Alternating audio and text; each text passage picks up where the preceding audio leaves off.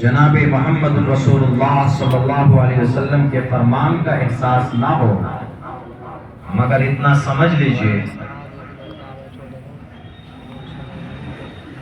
کہ ہم سب کا، ہماری زندگی کی کامیابی کا دار و مدار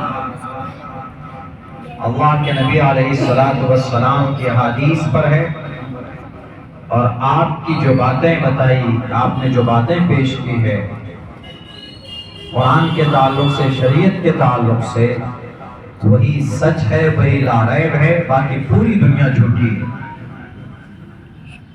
اس پر ہمیں یقین کرنا ہوگا۔ اپنے آپ کو خوش نصیب سمجھیے کہ آپ اس مدرسے میں ہیں، اس ادارے میں ہیں۔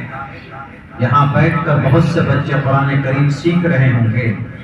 جو بچے قرآن سیکھتے ہیں، سیکھنے میں دقت دشواری ہوتی ہے، آپ کو ایک حرف پر ڈبل یعنی 20 نیکی عطا فرماتا ہے رب۔ اگر کوئی آسانی کے ساتھ اس کو پڑھ لیتا ہے، بڑی آسانی کے ساتھ، تو اللہ تبارک و تعالی اس کو 10 نیکی عطا فرماتے۔ من قرأ حرفا من کتاب اللہ فلہ بہ حسنۃ والحسنۃ بعشر امثالها۔ اللہ کے نبی فرماتے ہیں کہ اگر کوئی ایک حرف پڑھتا ہے 10 نیکی رب عطا فرماتا ہے، اور اگر کوئی اٹک اٹک کر پڑھتا ہے تو 20 نیکی عطا فرماتا ہے ایک حرف پر۔ یہ صرف اس قرآن کے ساتھ خاص ہے۔ توریت بھی اللہ کی طرف سے نازل کی ہوئی کتاب ہے جو حضرت موسیٰ کو اللہ نے عطا کی، زبور بھی، انجیل بھی، مگر فرق ہے ان کتابوں میں اور قرآن میں۔ وہ کتابیں اللہ تبارک و تعالیٰ نے بیک وقت ایٹ اے ٹائم آسمان سے زمین پر نازل کی، ایک وقت میں، مگر قرآن کو زمین پر اترنے میں from the beginning to the end, شروع سے اخیر تک 23 سال کی ایک لمبی مدت کہیے، 23 سال کا وقت لگا۔ The whole Quran has been sent down to the earth from the beginning to the end. 23 سال، 23 years۔ توریت حضرت گئے کوئی دور پر، توریت سارے تھے، بیک وقت لوگ موسیٰ، زبور بھی ایک وقت، انجیل بھی ایک وقت میں، اور بھی کتابیں، لیکن قرآن کو جب جہاں جہاں ضرورت پڑی اللہ تبارک و تعالیٰ نے اس قرآن کو اتارا۔ دنیا کی اور کتابوں میں ایک ہی مضمون ہے، توریت ہے، زبور ہے، بائبل ہے، وغیرہ وغیرہ، ایک ہی مضمون، صرف ایک مضمون۔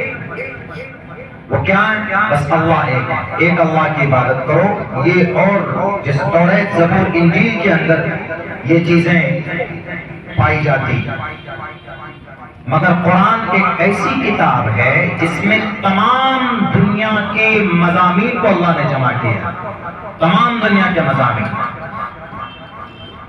سیاست ہے، تجارت ہے، سماجیات ہے، معاشرت ہے، نکاح ہے، طلاق ہے، خلا ہے، وراثت ہے، جنگ ہے، امن و امان ہے، عدل ہے، انصاف ہے، سارے مسئلے اللہ نے اس قرآن میں بیان کیے، سارے مضامین۔ یہ وہ فرق ہے جو ہم لوگ نہیں جانتے۔ میں بھی حافظ قرآن ہوں، میں بھی مدرسے میں پڑھا۔ آج جب میں خادم الاسلام ہاپوڑ گیا تو حضرت مفتی صاحب نے کہا کہ مولانا کے لیے انتظام کرو کھانے کا۔ کسی دکان میں بچے کو بھیجا کہ فلاں فلاں چیز کا انتظام کرو کھانے کے لیے۔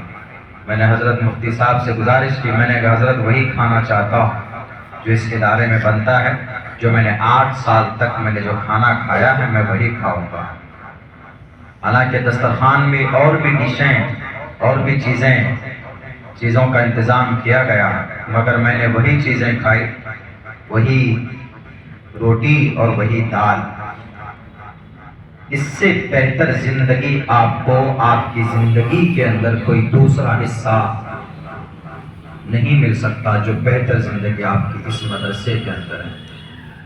دنیا کی سب سے بہترین کتاب آپ کے سامنے ہے، آپ جب پڑھتے ہیں یہ معمولی کتاب نہیں ہے۔ دنیا کی کسی بھی کتاب کو پڑھنے پر ثواب نہیں ہے، لیکن قرآن پڑھنے پر ثواب ہے۔ آپ ایک حرف کو صرف ایک حرف پڑھ دسنے کی بتائیے، جب آپ آموختہ یاد کرتے ہیں، سبحان پارہ یاد کرتے ہیں، جب آپ ظہر کے بعد سنا دیتے ہیں سبحان پارہ آموختہ سناتے ہیں، تو اس کے بعد اگلے دن کی سبق کی تیاری کرتے ہیں، اس کو رٹتے ہیں، ایک ایک لائن کو کئی مرتبہ رکھتے ہیں۔ تو آپ چاہیں 100 کروڑ مرتبہ رٹیں تب بھی ایک حرف پر رب 10 نیکی عطا فرمائے گا آپ کو۔ دنیا کی کسی کتاب کے پڑھنے پر ثواب نہیں ہے، کسی بھی کتاب، یہاں تک کہ توریت زبور انجیل پڑھنے پر بھی ثواب ہے، مگر قرآن پڑھنے پر ثواب ہے۔ اور حافظ قرآن کا کیا مقام و مرتبہ ہے آپ لوگ سنتے ہی ہیں۔ ترمذی کی روایت ہے، اگرچہ سندن ضعیف ہے یہ روایت، مگر فضیلت کے لیے پیش کی جا سکتی ہے۔ حضرت علی فرماتے ہیں کہ اللہ کے نبی علیہ السلام نے فرمایا کہ حافظ قرآن کو حفظ کر لیتا ہے، حافظ بن جاتا ہے، اس کے حرام اور حلال کو جانتا سمجھتا ہے، حرام کو حلال مانتا ہے، حرام کو حرام مانتا ہے، حلال کو حلال مان کر اپنی زندگی گزارتا ہے، تو آدمی جنت میں جائے گا اور اپنے ساتھ اپنے خاندان کے 10 افراد کو جنت میں لے کر جائے گا جن پر ان کی گناہوں کی وجہ سے ان پر جہنم واجب ہو چکی ہوگی۔ یہ طاقت ہے آپ کی، اپنے آپ کو کمزور نہیں سمجھنا، محنت کیجئے، حافظ قرآن بنیے، عالم دین بھی بنیے، اور اتنا سمجھ کر دنیا کے کسی امیر سے، کسی دولت مند سے یا کسی پاورفل آدمی سے متاثر نہیں ہونا ہے۔ وہ دنیا میں طاقت ہوگی ان کے پاس، مرنے کے بعد ان کی نظریں آپ کی طرف ہوگی کہ یہ حافظ صاحب کسی طرح ہماری مدد فرما دیں۔ اسی لیے شان کے ساتھ، اپنے سمان کے ساتھ اس قرآن پر محنت کرنا ہے اور اس کو یاد کرنا ہے۔ حافظ بننا ہے تو پوری زندگی اس کو یاد بھی رکھنا ہے، یاد کر کے بھلا دینے پر بھی بہت خطرناک، بہت سخت سزا بھی۔ مجھے قوی امید ہے کہ پچھلے 15 سال میں یہاں سے کئی سارے حفاظ کرام پیدا کیے گئے ہوں گے، اور آپ لوگوں سے بھی ہمیں یہی امید ہے کہ آپ لوگ پوری لگن اور محنت کے ساتھ اس قرآن کو آپ پڑھیں گے، اس کو یاد کریں گے، اور اپنے اساتذہ کا ادب و احترام بہت ضروری ہے۔ ان کے ساتھ آج کل تو کچھ اور زمانہ آ گیا ہے، بلکہ آپ ان کی خدمت کریں، ادب احترام بہت ضروری ہے۔ بہت زیادہ ذہین ہیں، کامیاب ہو جائیں گے، لیکن ممکن ہے کہ آپ کو آپ کے اس علم کے اندر نورانیت نہ آئے جب تک استاذ کی دعا شامل حال نہ ہو۔ تو انشاءاللہ ہم لوگ دونوں چیز پر محنت کریں گے، قرآن کریم پر بھی محنت کریں گے، اور اپنے اساتذہ کی خدمت کے لیے بھی ہم لوگ ان کا احترام دل سے کریں گے۔ ایسا کریں گے کہ نہیں کریں گے؟ انشاءاللہ بالکل۔ اور یہ جگہ ہے، یہ فیکٹری ہے، یہاں ہی بنتا ہے جہاں تو ہم لوگ پڑھا کرتے تو وہاں ٹین کی ایک شیڈ، ٹین نیچے دیوار اینٹ کی تھی، اوپر ٹین ڈال دیا تھا، اس گرمی کے نیچے ہم لوگ حفظ کرتے تھے۔ یہاں تو الحمدللہ عالی شان بلڈنگ ہے، آپ کے لیے بہتر کھانا ہوگا۔ ہم لوگ جب مدرسے میں چاول، چونکہ بہار میں شروعات ہم نے وہیں سے کی، تو چاول میں کیڑے ہوتے تھے سفید سفید۔ جمعے کے دن ہفتے میں ایک دن گوشت ملتا تھا، اسی دن کیڑا حضرت کے پاس لے کر گئے کہ حضرت اس میں کیڑے ہیں، کیسے کھائیں چاول؟ کارے کھا لو، طاقت آئے گی، پڑھنے میں ذہن بڑھے گا، کھانے دیتے ہیں۔ لیکن آج ایسا نظام بہت کم ہے، پلیٹ پھینک کر استاد کے چہرے پر مار کر بھاگ کے آ جائیں گے گھر پہ۔ اب تو الحمدللہ اچھا کھانا بھی ملتا ہے، رہنے کے لیے ساری فیسلٹیز ہیں، سب کچھ ہے، تو انشاءاللہ آپ لوگ پڑھائی پر مکمل توجہ دیں گے اور بہترین عالم بنیں گے، بہترین حافظ بنیں گے، بہترین قاری بنیں گے، اور اپنے دیش میں اپنی شریعت کا جھنڈا بلند کریں گے۔